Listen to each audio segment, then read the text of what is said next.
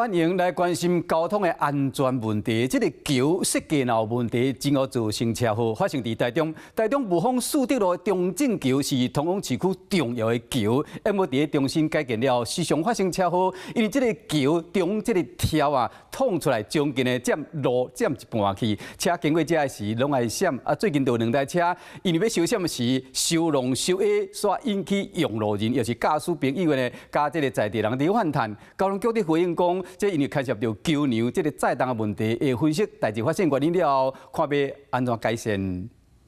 2台车经过路口，其中1台无注意到护栏，弄一个规台车并车倒伫路中。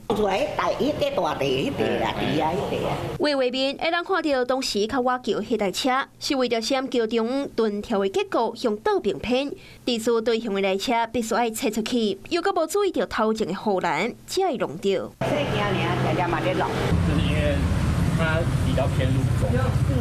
所以你们这边的车祸都不是那种车子跟车子撞，都是车子撞桥墩，撞那个伞。车祸地点伫台中雾峰，消防局接到通报来到现场，并且告诉讲伊无安怎，无要去病院。居民讲，这条桥伫20年前改建了后，就土一地，因过当时高速道路无啥车，后来道路拓宽变大路，经过车辆变多，车祸嘛对咧变多。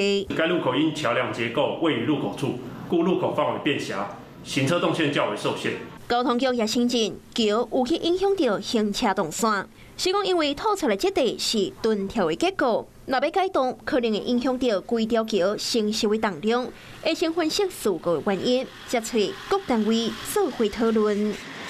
Hello， 我是林仙怡，想要抢先掌握最及时的新闻资讯吗？赶快订阅、按赞、开启小铃铛，锁定华视新闻 YouTube 频道。